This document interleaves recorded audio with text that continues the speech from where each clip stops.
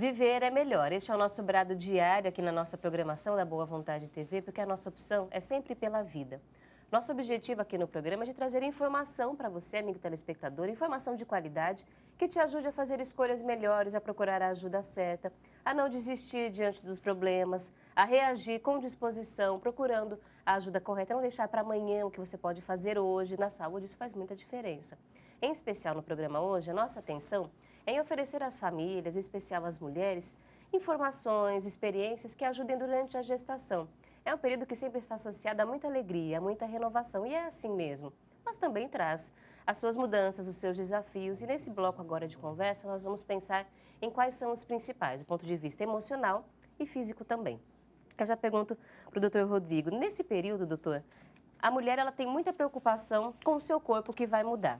O corpo da mulher, ele reage bem durante a gestação e ele foi preparado para isso, então não tem que ter grandes temores, certo? Sim. A expectativa é que depois do parto, a regressão das alterações gravídicas aconteçam de forma espontânea. A amamentação é algo essencial dentro desse processo. E é de se tranquilizar a gestante de que todo o cuidado com a saúde repercute depois no pós-parto. Então, uma boa assistência, uma boa alimentação é essencial para o agora e para o futuro. A gente sempre pensa nos desconfortos da gestação, enjoo é sempre mais conhecido, mas o aumento de sono, o ganho de peso, esses são realmente as principais mudanças, essas são. São as mais precoces. Basicamente, a gente pode dividir a gestação em 3 grandes períodos. O primeiro período é um período que vem muitas vezes com esses sintomas e que vem também com a ansiedade, a insegurança em relação ao processo de gestação.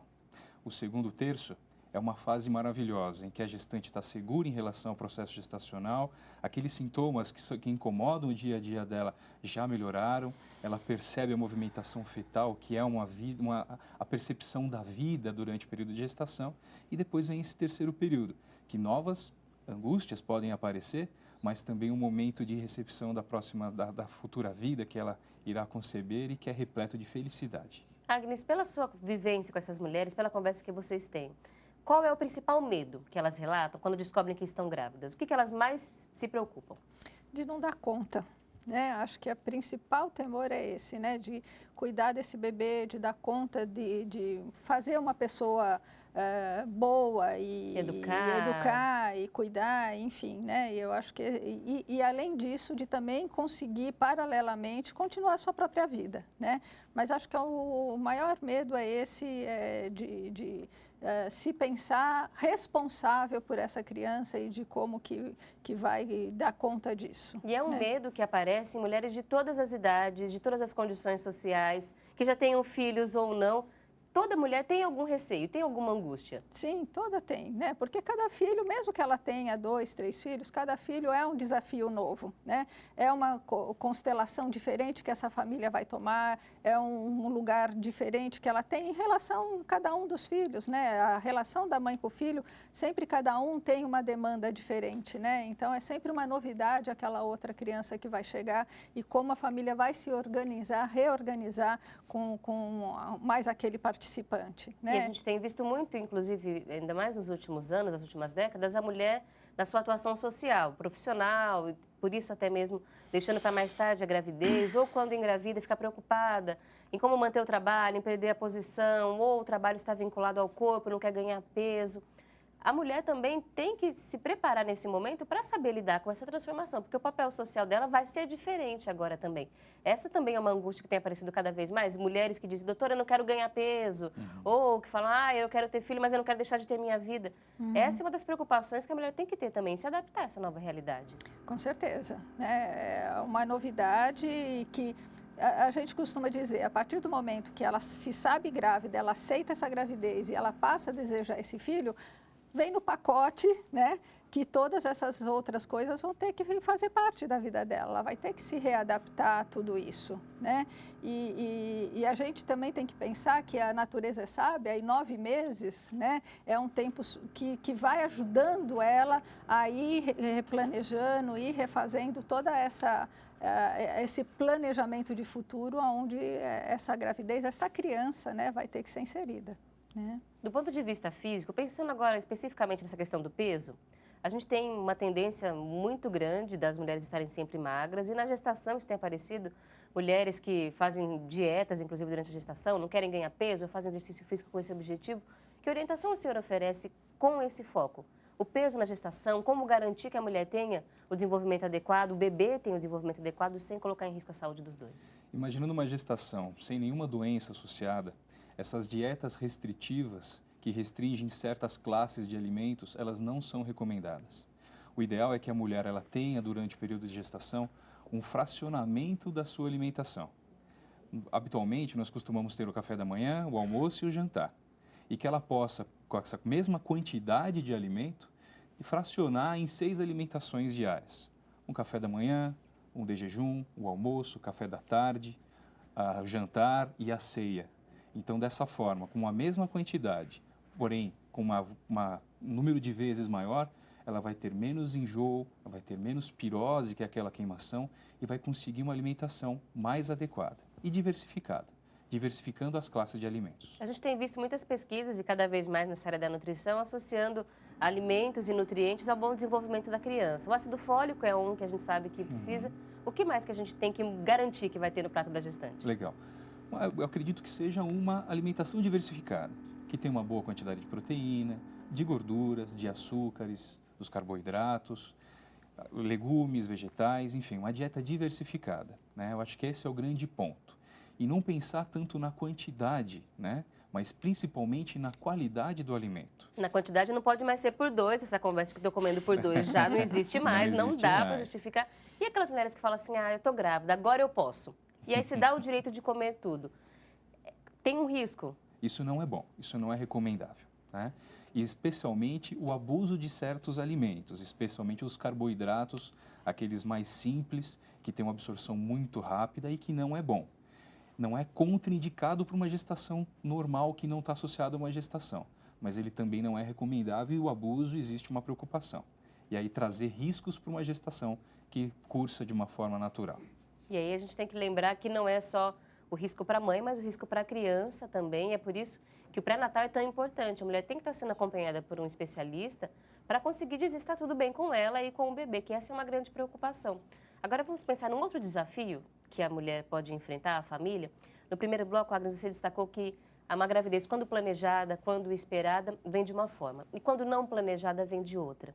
Como é que a mulher que recebe essa notícia de que está grávida, mas não planejava para aquele momento, ainda não era a hora que ela queria para a sua vida, como é que ela vai se adaptar, na verdade? Vai se adaptar, né? Ela vai ter que, assim, como eu falei, os 9 meses, eles são a oportunidade que ela vai ter ao longo do tempo para refazer todos aqueles planos que ela achava que seria de uma maneira e agora vai ter que ser de outro, né? Como ele falou, ao longo dos 9 meses vão tendo muitas transformações no corpo, né?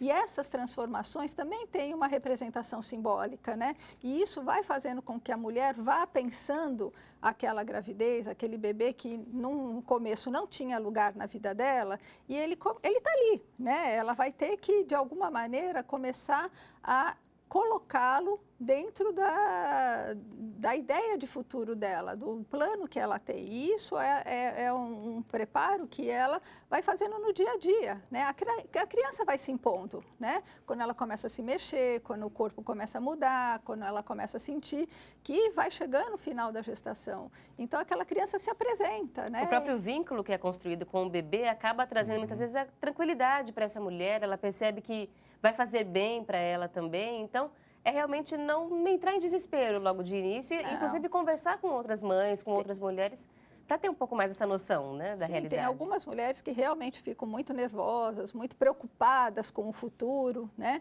Mas a gente percebe que realmente, primeiro que assim, muitas começam a ter o apoio da família. De novo, essa questão faz muita diferença, né? Das pessoas que estão em volta afirmarem que vão estar junto, que vão dar a força que ela precisar para todas essas mudanças, o acolhimento dessa criança, né? Seja primeiro, segundo, quinto, seja o que for, né? E acho que principalmente a época que o bebê começa a mexer né? Que ela sente que, de fato, aquele bebê está ali dentro dela, forma esse vínculo e aí ela não consegue mais se pensar sem ter aquela criança no futuro. É uma coisa muito forte isso. Quem teve filhos sabe que são experiências diferentes e vale a pena conversar com outras mulheres também. Se você ainda não teve, converse, pergunte como foi. Toda mulher tem uma história para contar sobre isso e a gente vai continuar conversando sobre o assunto já já, especialmente também sobre os aprendizados. Os desafios são muitos, mas os aprendizados também são imensos. A gente vai falar sobre isso já já aqui no nosso programa. Eu peço licença aos nossos convidados, a conversa já continua aqui no Viver é Melhor, mas nós convidamos você também que nos assiste a refletir um pouco sobre a importância do amparo para o coração, para a alma, para o espírito, para as emoções, da forma como você chama dentro da sua tradição de vida, da sua tradição religiosa, mas que a gente sabe que não pode faltar. A OMS, Organização Mundial da Saúde, afirma que saúde não é só a ausência da doença, mas é o equilíbrio do espírito, do corpo e da mente. Quando nós estivermos equilibrados desta forma, que nós poderemos dizer de verdade que nós estamos saudáveis. E a gente sabe que nos dias atuais é difícil a gente conseguir garantir que todo mundo está vivendo dessa forma, não é? Por isso, este é o nosso exercício diário, de continuar lutando, de continuar avaliando as nossas escolhas, de continuar tentando fazer diferente. E nós estamos trazendo para você um trecho do livro Diretrizes Espirituais da Religião de Deus, do Cristo e do Espírito Santo, no volume 1º, no subtítulo Resista ao Desespero. Porque muitas vezes, quando os problemas aparecem, a vontade é essa mesmo, de ficar desesperado e não procurar mais solução e deixar que o mundo se resolva por conta própria. Mas não adianta, e a gente vai falar no programa um pouco mais sobre isso. Continue escrevendo então, o jornalista Paiva Neto. Quanto mais os seres humanos vencerem as dificuldades presentes, mais se fortificarão para suplantar as dores, principalmente nas horas apocalípticas que já estão forçando a frágil porta do mundo desatento. Entretanto, que o temor do futuro não faça parte do dicionário dos legionários da boa vontade. Quem não deve, não teme. A esperança é imortal. Jesus é a esperança.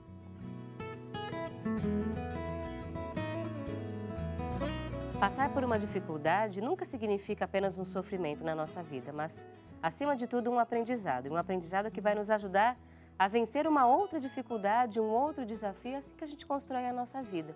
Mas deixar o desespero, o desânimo tomar conta do nosso coração, nós não podemos. Estaremos sempre amparados por Jesus, que é a esperança imortal, como escreveu aqui o jornalista Paiva Neto. Nós vamos agora, então, nesse intervalo, deixar espaço para que você ligue e faça, então, os seus pedidos ao Educador Celeste. No próximo bloco, já iremos nos preparar para o momento ecumênico de oração.